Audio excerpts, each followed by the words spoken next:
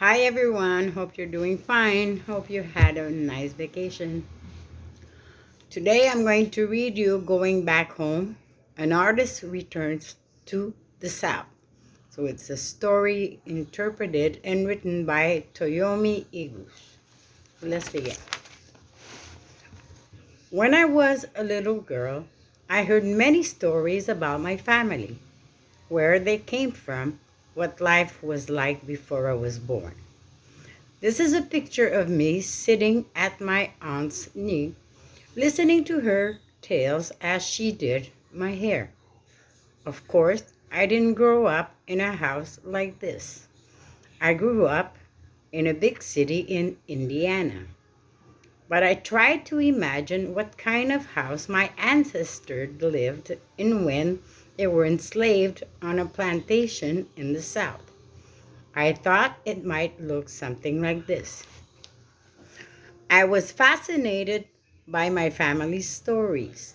I was the curious one who would listen to the grown ups' tales.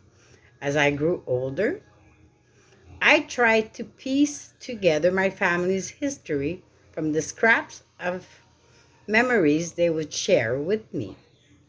When you look at my art, you will see that I often create quilt like backgrounds. This is my way of showing how pieces of life can fit together. Because I am an artist, I express my thoughts and feelings visually through pictures. This picture, The Family Way, represents family love and togetherness.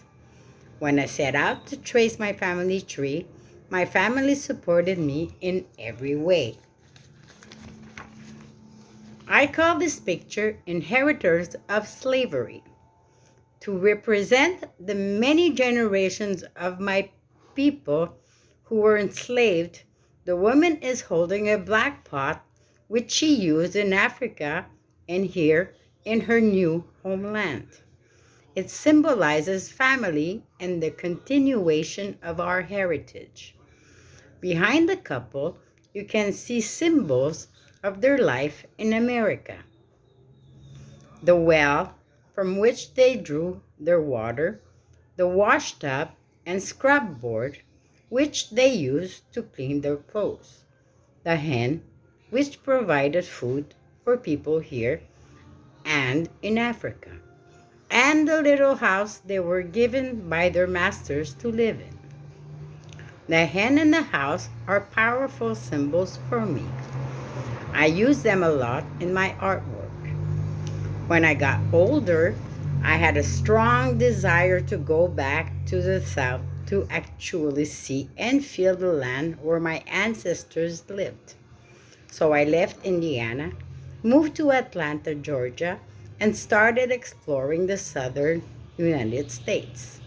I visited plantations and read a lot about the history of African Americans. I once saw a picture of a doll that a little slave girl named Emmeline made for her white master's daughter. I felt sad when I thought about the doll that Emmeline could not own, so I painted this picture. I dressed the doll in red, white, and blue to represent America. Behind her, you can see an African American soldier who fought for his country even though our people were not allowed to be free here. Both my mother's and father's families were from the Mississippi Delta. After the Civil War, my family, like many former slaves, did not leave the South right away.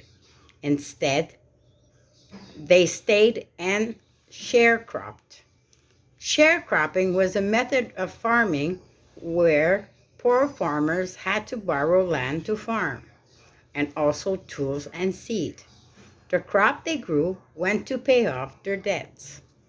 This picture of my grandparents is similar to Inheritors of Slavery, two scenes ago. But I painted the couple standing inside their house to show the wonderful possibility they now had of making their own home.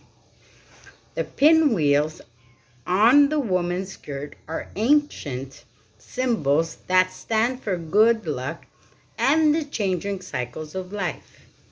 The mule in the man's hands represents the 40 acres and a mule that were promised but never delivered to the freed slaves.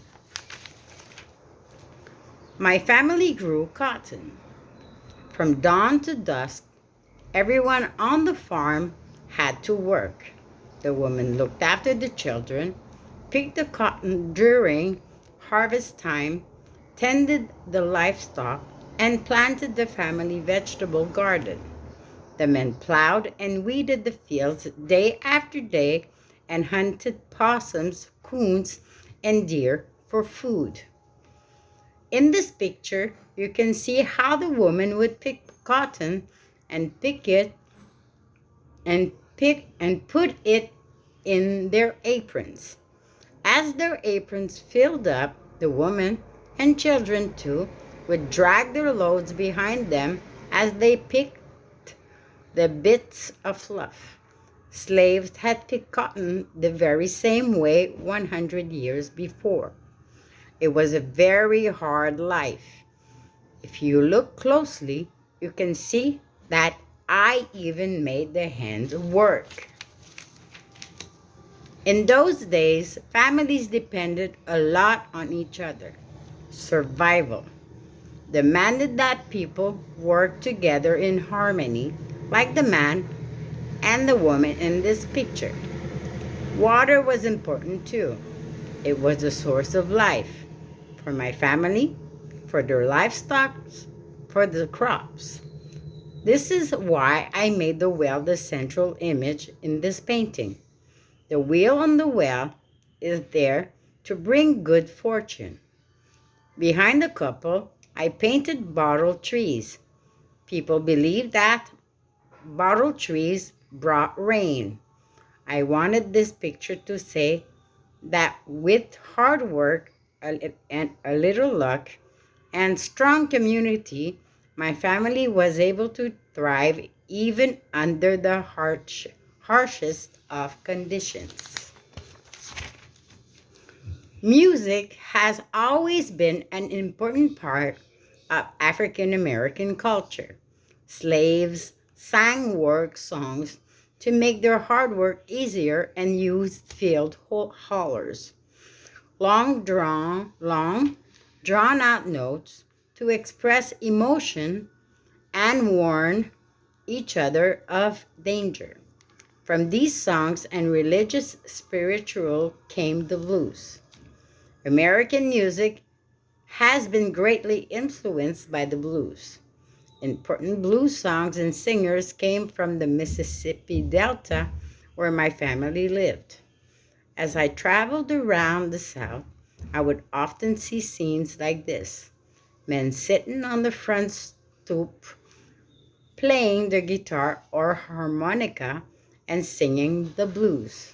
It was easy for me to imagine my own great-grandfather easing out of his tiresome day by making some music.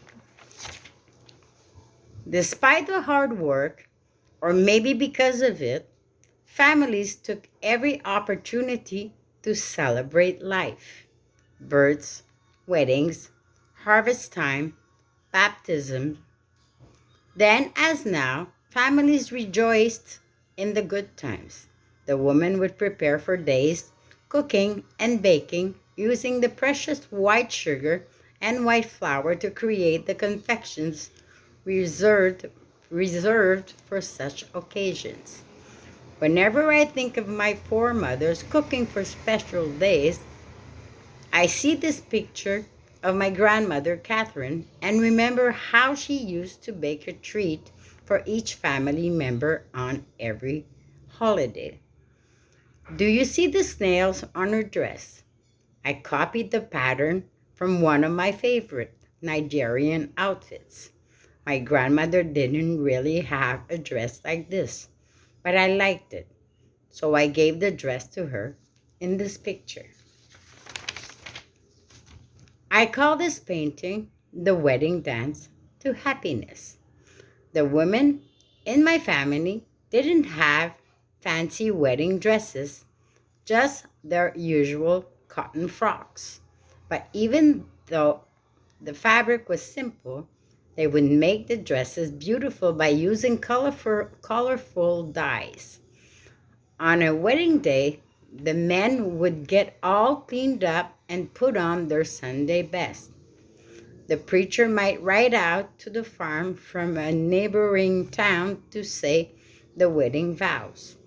Maybe the couple would jump the broom, which was an old wedding ritual from the slaves' days that marked the beginning of a couple's new life together. On that special day, all work would stop and the music would flow. As a child, I remember going to churches that were converted old houses like the one I painted here. After church, folks would always stand outside for a while and talk about the preacher, about his sermon, about the neighbors, about their kids. My ancestors probably did the very same thing. Every Sunday, after a hard week of farming, they would go to a church like this to socialize and renew their faith. In the South, during the early 1900s, the church was often the only safe and welcoming place for African Americans to congregate. This picture is called Sunday Morning. I hope it shows how much I respect my elders and their faith in God and in each other. After many years of struggle, it became just too difficult to make a living sharecropping. You never could tell about the cotton crop. If the boll weevils attacked the plants, the harvest would be very poor. If big rains came, the water would flood out the fields. Sharecroppers had to borrow more and more to live, so their debts would grow and grow. Over time, many black people, like my family, moved north, where there were now other jobs on the railroads and in the steel mills. I call this picture the wagon to freedom. I tried to imagine what it was like for my family to leave the land where they had lived for so long and to look, for the last time, at the houses that were the only homes they had ever known. Of course, not everyone went north seeking new opportunities. Many African Americans moved west. Although it's not very well known, black men worked all over the West as cowboys. I didn't realize this until I saw a picture of Nate Love, a famous black cowboy. So I painted him. Doesn't he look proud? Nate Love became an expert roper and shooter and was one of the best cowboys of his time.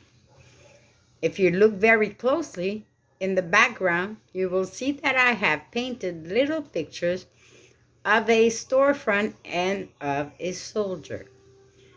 This is to show that African Americans were and are very self-sufficient. We own businesses, fought in all the American wars, and contributed greatly to the building of this country. My grandmother Catherine's branch of the family left Mississippi and moved north to Kentucky, where she was born and raised. For a long time, Catherine never went to fancy restaurants or hotels because black people were not allowed inside. After segregation ended, my grandmother was able to eat in one of these restaurants for the very first time. It must have taken a great deal of courage. I imagine that she looked like this, dignified, with her head held high, but clutching her purse close beside her. Even though she looked proud and courageous, deep inside, she was a little bit scared. As I learned about my family's history and all that they endured, I realized that I come from a very strong people. I never tried to create a self portrait before, but after going back home, an image of myself started to form in my mind. Here it is. I laughed when I painted the square on my forehead. When I was little, I tried to take a picture of myself and I put the camera too close in front of my face. The flashbulb made a square-shaped burn on my forehead. The mark is gone now, but I remembered in, in it in this picture. The house and fence represent the foundations of my past. The boards are my life's lessons. The crooked ones are the tragedies and hardships. I am holding a hen, which is the link to my rural southern heritage. And the woman in the window, she's the person I have yet to become.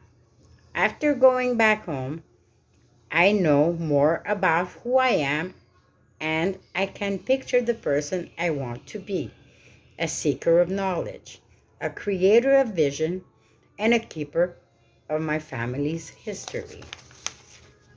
And this is the end. Remember, everything that I was reading represents a picture in the story. So it's important that you bring your book, use your book, and look at the picture, and you will relate to it. This will be graded by looking at the picture so you understand what is written and the picture that is associated with. So this is the story for this week. I can't wait to see you. Love you. Bye.